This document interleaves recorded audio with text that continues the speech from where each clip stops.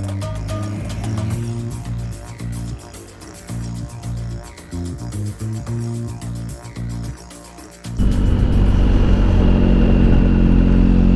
guys, and welcome back to the Boomerang Biker channel.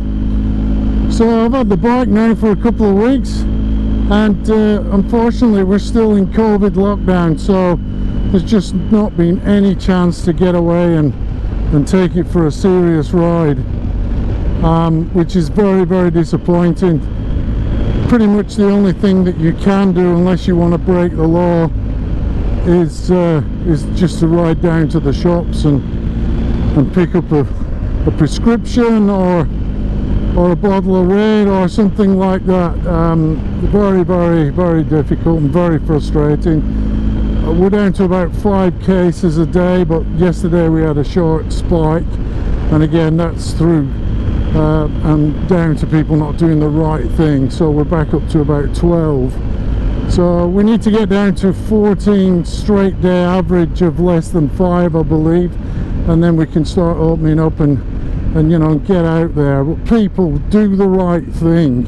You know, visiting your family might feel cool, but you know, if you've got an infection, you're going to infect them, you know, and that makes you an idiot.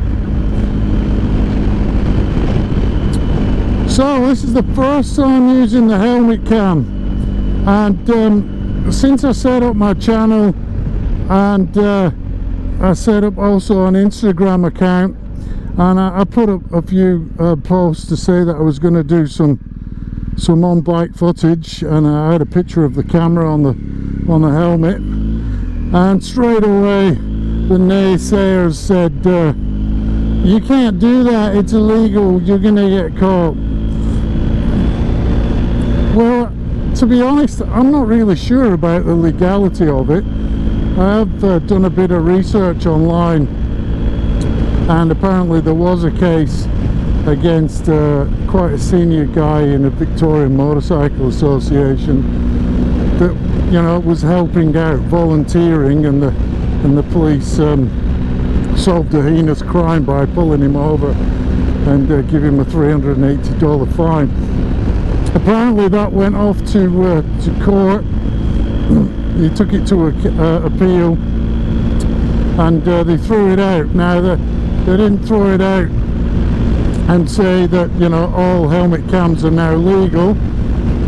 Typically, as the law works in this country, they'll still leave it up to interpretation, but what they did do was say that the helmet could not now fail because it was already approved in the first place. It met the European or Australian standards for helmets and protections. And the other thing that people have said is, do you realise that that's what nearly killed Michael Schumacher? Well, again, that was hearsay on behalf of a journalist, and since been proven, or proven, whichever way you want to pronounce it, to be untrue. That statement was retracted. That said, there's nothing to say it didn't have a contributing factor.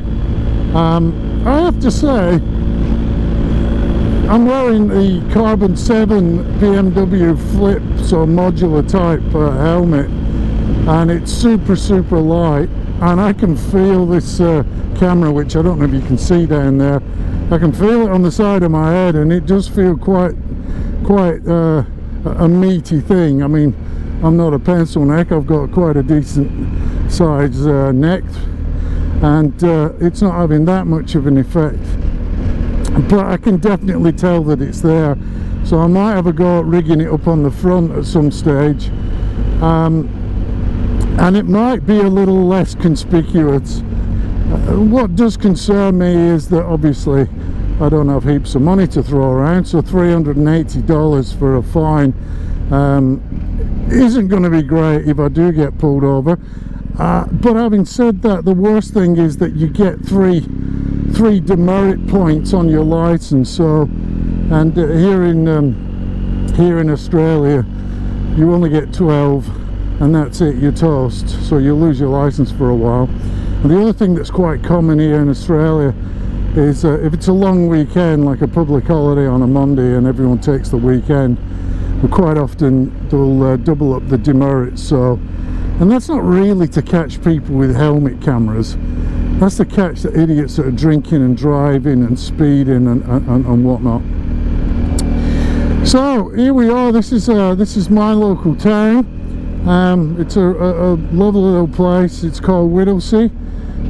It's quite a sleepy town. Comes alive on a Friday night. Quite often there's a car club type cruise through the town.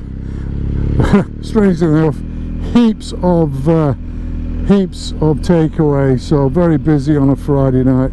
Now, as you can see, I'm dropping my speed down to 40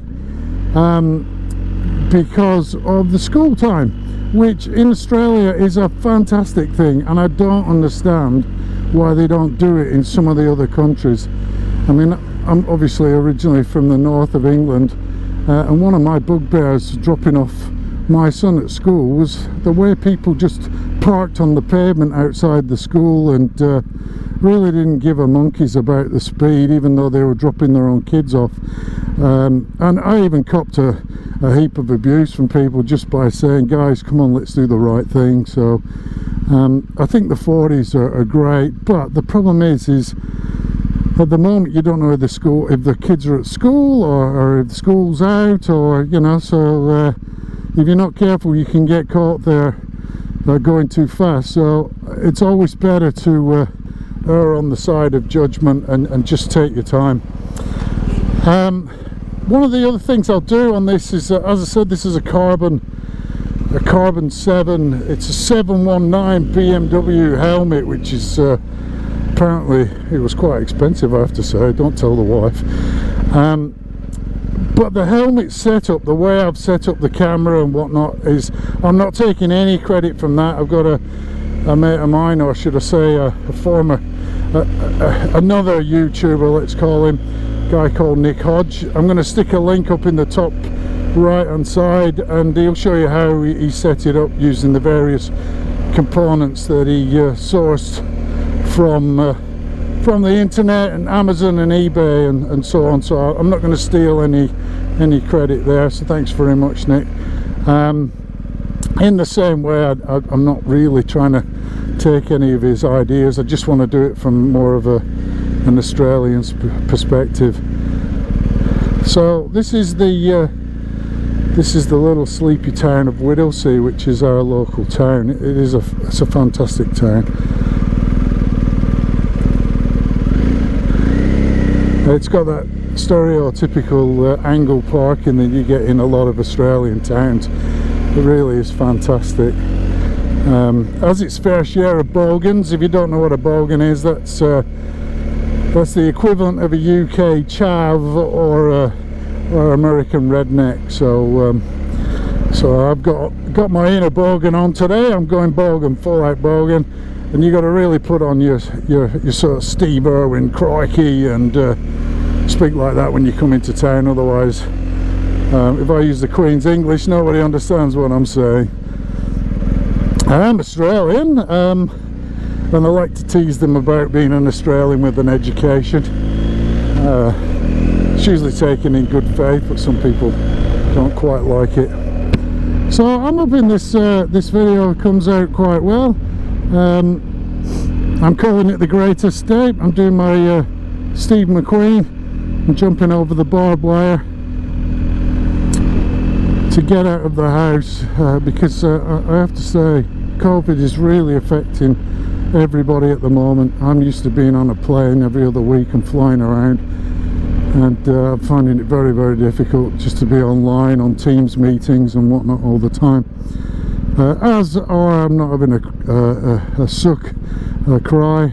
Everyone else is doing it tough, apart from the people that go down to St Kilda Beach and can go partying without any repercussion. They seem to get away with it, but there you go. Just stick on the indicators. We're going to turn right, head off back into the hills. I've never had a bike before that had self-cancelling indicators. Oh, I've just remembered, it's a little bit chilly today, so I'm going to turn on my heated grips Go figure with Melbourne weather. I mean, last week, towards the end of the week, we had 27, 28, 29 climbing up, and then we hit Saturday, yep, typical, and it absolutely hammered it down for 2 days, 3 days in fact. We're on Tuesday now, and it was still raining yesterday. The roads are wet, and again, I'm just trying to take it steady on this bike. I'm a fair weather biker anyway, so I just don't like going out in the rain. So, as I mentioned with the bike, it really makes power very easily. I have had some big V's in my time. The last thing I had was a 91 Heritage Softail, which you know, had a lot of torque. It was a bit of a pig to ride. But before that, I've had quite a few Yamaha VMAXs, which is the V4, and if you believe the hype, around about 150 brake horsepower, whatever that is in kilowatts. And that bike made a lot of power, a lot of torque. You could spin the back wheel quite easily. But this has got that big flat boxer engine, a lot of torque, and it pulls away really easy. To be honest, the type of riding I'm going to be doing will be around the speed limit. I've got nothing to prove these days. I just want to go out for a bit of a cruise. Again, just getting out of the house. What I want to do as soon as we're allowed is I've got a couple of trips lined up, so I'll stick around for that, and I'll put the links up there once I've done it. The first one's going to be down the Great Ocean Road, so the idea is to head down from Melbourne, down the Ocean Road, down to the 12 Apostles, or 9.5 as they are now, stay overnight in Port Campbell, and then head up into the Grampians, and then come on via Daylesford, sorry, my bad, which is a fantastic spa town up in northern Victoria. So that's trip number one. The second trip that I've got on my mind is up the Great Alpine Road. So again, as I said, I live northeast of Melbourne, up in the hills. So the idea would be to ride down through the Dandenong Ranges, which is fantastic. Drop down towards Bairnsdale or Lakes Entrance, which is down on the coast, seaside town. From there, head up the Great Alpine Road and up into the ski resorts. And yeah, full disclaimer, a lot of people from overseas don't realise that Victoria and New South Wales in Australia have ski resorts in winter. Who'd have thought? I never realised that, I have to say. But we do get quite a lot of powder. It's not quite as good as New Zealand, and not a patch on somewhere like the French Alps. But the Victorian Alps does get a scattering of snow that's good enough for skiing and snowboarding. So the Great Alpine Road there takes you up through a place called Hotham, and then I'll come out round about Glenrowan, which is the site of Ned Kelly's last stand. If you don't know who Ned Kelly is, just he's a famous Australian, or actually Irish, migrant that was shot dead by the cops and came out wearing a steel bodysuit of armour. So we'll drop down from Glenrowan, and then we'll come back down through Yea, through the countryside, down through Flowerdale, Kinglake National Park, and finally drop down into Whittlesea. So that should be an awesome ride. So another interesting fact on this, as I said, I've only had the bike for 2 weeks, and I'm still on my first tank of gas. So they brought it from the dealers, delivered it. It was full to the brim with 98. and so far I've probably got about half a tank left. But given I'm not going very far, apart from to the hardware store or to the liquor store, I'm not really going to use too much up. Okay, we'll just give this a little bit of a squirt. Now I'm hardly revving it there, and you can see just how well it's pulling up to the speed limit. So incidentally, you can see down on the clock there that the speed limit is 100 k's an hour, and the cops are very, very hot on speeding in Australia. I really don't know how the sports bike guys hang on to the license, because if you get caught like 20 k's an hour over the limit, you're gone. They'll take your bike. You'll be very lucky to keep your bike and your license. So as I said, this is the first time I've attached the GoPro, first time giving that a test. Hopefully I haven't been speaking to myself. If you're watching this and listening to this, then it's been a success. But otherwise, I'm gonna have to go around the block again. I might just leave it for a day or two until things warm up.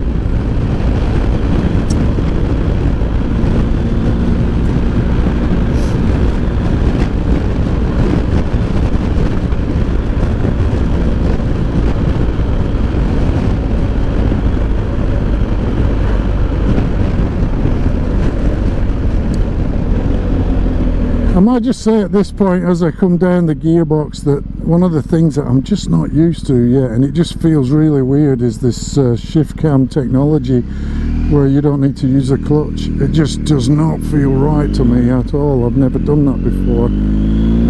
Although most of my vehicles that I have these days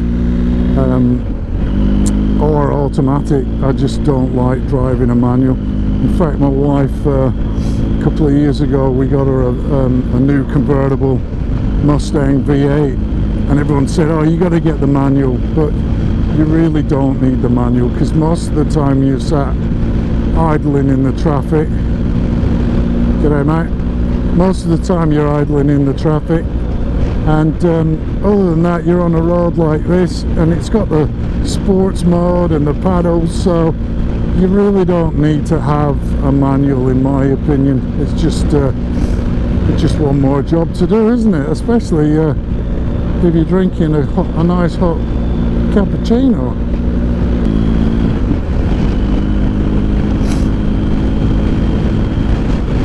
So for those people watching from overseas, maybe you're in the States or in England, as I mentioned, we're in spring at the moment, and you can actually see that it looks very green, because we haven't had that much sun to burn things off.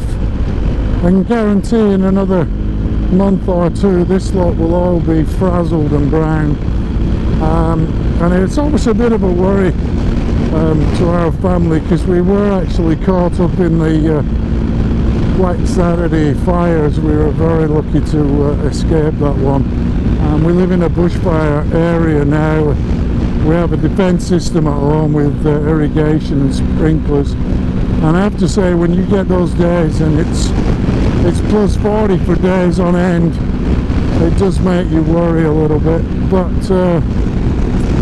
you know, that's the price you pay for living in paradise. It really is a fantastic country. I only wish I could see more of it. I've lived here for 16 years, and proudly Australian now, or dual national. I've only been back to UK a couple of times in that time, and only for work. But it's just such a massive country that it takes a long time and a lot of resources to get anywhere. Now, I'm pretty lucky with my job. Before COVID, I used to fly once a week or once a fortnight, and I'd go to places like Brisbane and Sydney and Perth, and so I've been to most places. I've never been to Darwin. I've been up as far as Cairns, and Cairns was beautiful, really nice. And I was supposed to go to Darwin to a conference in June, but due to COVID it was cancelled. Now this is people hooning down here at 100 k's an hour. The speed limit's actually 70, and hopefully there won't be any around now, but you may have just spotted that kangaroo sign there. The kangaroos have just got, they're like homing pigeons. They just lock onto your bike or your car, and you think they're bouncing away from you, and then all of a sudden Skippy does a 180 and hits the front of your car. In fact, when we first moved out here, my wife in a Mustang had a close encounter, and I said to her, just take the four-wheel drive, which has a big bull bar on it, and lo and behold, the next day she cleaned up Skippy. I mean, she wasn't going fast, but she clear knocked it right over someone's picket fence, and they had to call the ranger out. The ranger came and shot it dead because there was nothing to do for it. So you do see them sort of dead at the side of the road quite often. The council will come and put a spray paint tag on them and take them away. So this is a fantastic road. Again, it's quite a slow road. It's got slow points, and we need to respect the neighbours around here. So I'm not far from home now. Obviously I don't want to show you, not show you, but the internet where I live, so I'm going to sign off in a second or two. Again, thanks very much for riding along. I really appreciate your support. I got some fantastic comments after my last video, and hopefully there'll be a lot more videos to come, unless the boys in blue pick me up. Okay, thanks for that. Have a great day. Cheers.